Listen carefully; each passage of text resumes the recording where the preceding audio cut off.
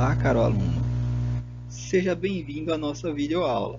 Sou o professor Leonardo Bonfim e hoje falaremos dos conceitos iniciais da introdução à programação. No nosso dia a dia, a computação está ligada a diversas de nossas atividades, seja para os estudos, através da internet para pesquisar, ou dos programas para realizar textos, processamento de cálculos, no ambiente de trabalho, sistemas contábeis, na nossa diversão, para navegar na internet, manter contatos em redes sociais, ouvir música. Então, diversas das nossas atividades no dia a dia hoje está relacionada à computação. Então, por que a gente aprende a programar, né? A gente utiliza o nosso computador, como disse, para jogar, tornar tarefas mais eficientes, armazenar nossas informações, seja foto, seja texto, certo? Então, saber programar coloca todo esse poder ao alcance das mãos de nós, usuários. Então, a gente tem hoje em dia o nosso celular com diversos aplicativos que nós fazemos uso, dispositivos como smartwatch, robôs, videogames, aparelhos inteligentes como esteiras inteligentes, smart TVs, diversos equipamentos que rodeiam o nosso dia a dia e que, se nós soubermos programar, nós teremos um conhecimento de, além de ser um simples usuário, utilizar essa tecnologia, a gente também vai poder explorá-la de uma maneira melhor. Mas aí surge então como programar, né? Já que a gente está querendo aprender a programar, como é que a gente faz essa programação? Certo? Então, é como se estivéssemos montando um quebra-cabeça. Então, a gente vai aplicar uma lógica, ou seja, como a gente vai resolver esse problema, experimentar a nossa solução, realizar alguns testes, né, alguns experimentos, e verificar se resolveu o nosso problema.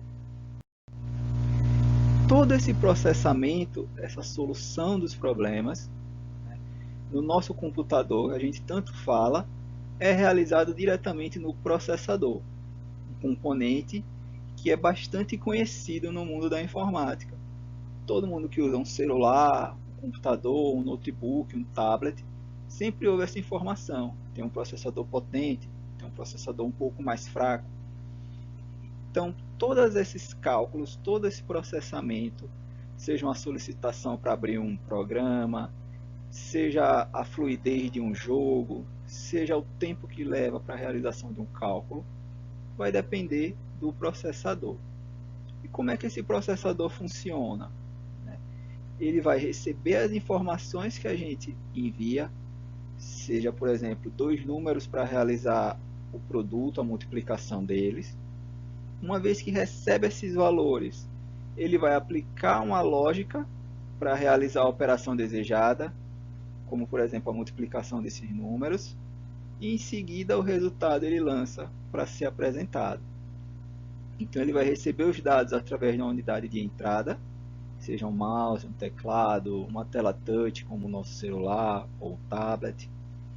Ele vai realizar o processamento e vai permitir, né, que o resultado seja apresentado através seja de uma impressora, um dispositivo de saída, seja uma impressora, seja um monitor.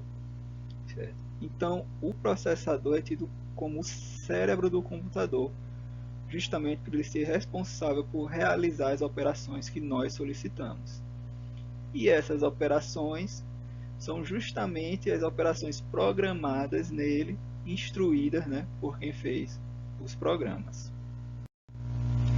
Então se fala muito em lógica, né? A gente está falando muito em lógica, programar depende da lógica, mas o que vem a ser a lógica, né?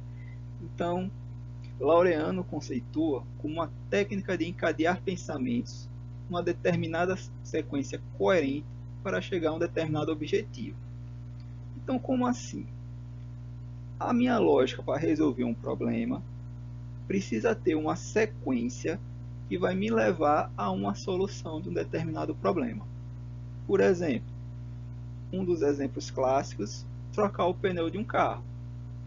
Eu preciso ter uma sequência de passos coerentes para que eu consiga realizar a troca do pneu de um carro.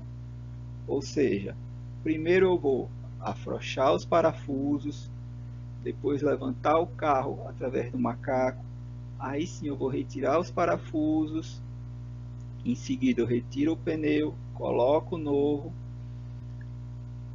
aperto um pouco os parafusos, desço o carro do macaco e completo, finalizo o aperto dos parafusos. Caso eu inverta a ordem de alguma dessas sequências, eu posso não conseguir trocar o pneu do carro. Então a ordem da sequência tem que ser coerente para que eu consiga que o meu objetivo seja alcançado. Um outro exemplo clássico, são as receitas culinárias.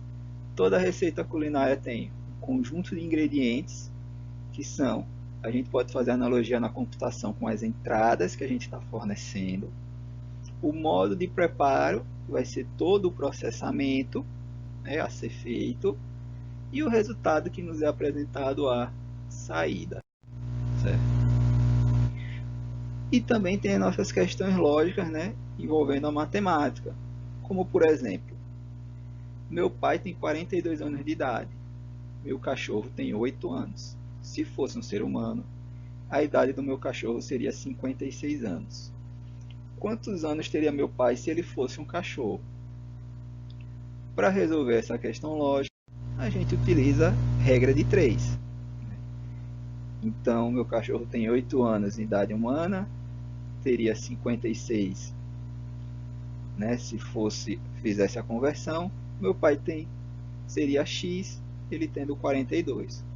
Fazendo meio por extremos, x vezes 56 igual a 8 vezes 42. Resolvendo, eu vou ter um x igual a 6. Então, dessa forma, a gente também conseguiu atingir o objetivo. Então, a lógica, para Johnson e Clapper, os programas, conhecidos como softwares, são formados por uma série de instruções que são executadas no sentido de realizar as operações desejadas, sendo essa série de instruções conhecida como programação. Então, da mesma forma que para trocar um pneu de um carro tem uma lógica, uma sequência de passos, para fazer uma receita culinária tem uma sequência de passos lógicos a seguir, para resolver um problema matemático tem uma sequência lógica a seguir. Quando eu vou fazer um programa, um software, eu também tenho que dar um conjunto de instruções para seguir determinada forma que consiga resolver o meu problema. Então essas instruções são os comandos que vão ser executados pelo processador. As operações lógicas, a gente vai estudar também no transcorrer do curso, vai auxiliar nessas tomadas de decisões. Certo? É maior, é menor, é igual, vai nos auxiliar em todas as tomadas. Então os programas de computador são também chamados de aplicações. Então eles dizem aos computadores o que fazer por meio de instruções. Então, um programa de computador nada mais é do que um conjunto de instruções que foi escrito, indicando ao computador como ele deve efetuar determinada tarefa. Então, um programa como uma planilha de cálculos, quando a gente coloca valores e pede para fazer uma multiplicação, uma média, essa planilha de cálculo é um conjunto de instruções que vai orientar o computador como realizar aquele cálculo, vai instruir o computador a realizar o cálculo. E esse conjunto de instruções é o que a gente chama de algoritmos. Ou seja, o algoritmo, uma sequência de instruções finita e ordenada de forma lógica para a resolução de uma determinada tarefa ou problema. Então, esse conjunto de instruções que compõe um software, a gente dá o nome de algoritmo. Importante indicar que o algoritmo não é a solução do problema, e sim um caminho para resolver um problema. Então vão existir diversos algoritmos, diversos caminhos para levar a solução satisfatória.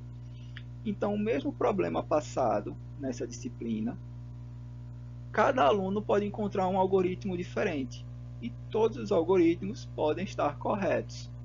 Vai depender da lógica que cada um conseguir determinar para atingir a solução. E para escrever esses algoritmos, para escrever os programas de computador, são utilizadas as linguagens de programação, que são justamente as formas de escrever essa instrução que os computadores conseguem entender. Ou seja, a nossa escrita natural, se a gente colocar uma lógica na nossa escrita natural, o computador não compreende, mas através de uma linguagem de programação, o computador consegue compreender. E existem diversas linguagens de programação, de acordo com a finalidade, seja para programação para site, web, ou desktop, ou para dispositivos móveis. Então a gente tem Visual Basic, PHP, Java, C, Python, JavaScript. Mas na nossa disciplina a gente vai utilizar o Python. Ela é uma linguagem de fácil entendimento e usada por diversas empresas hoje em dia, como Google, Instagram, Spotify. Mas quais são os passos para eu conseguir construir um algoritmo? A gente vai ver no transcorrer dessa disciplina. Mas é importante já ter isso em mente.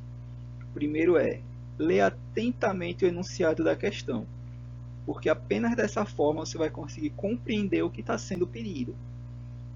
A partir do que está sendo pedido, definir o que eu vou usar como entrada de dados, quais dados serão então fornecidos. A partir daí eu vou definir o que vai ser o meu processamento, quais instruções de processamento eu tenho que realizar no meu algoritmo, e por fim definir o que eu vou apresentar como resultado. E ao final, testar o meu algoritmo. Outro exemplo clássico é o da fazer um bolo, né? Outra receita culinária, que a gente tem todos os ingredientes como entrada, né? O que a gente vai fornecer, realizar o bolo em si, juntar esses ingredientes para preparar o bolo como o meu processamento, e por último o bolo pronto, né? Sendo a minha saída. Então a gente pode ter diversos exemplos de algoritmos, como trocar uma lâmpada, como ir até o IFES, como fazer um sanduíche, como sacar um dinheiro, como somar 3 números, como calcular a média. São exemplos de algoritmos que vocês podem pensar em como resolvê-lo.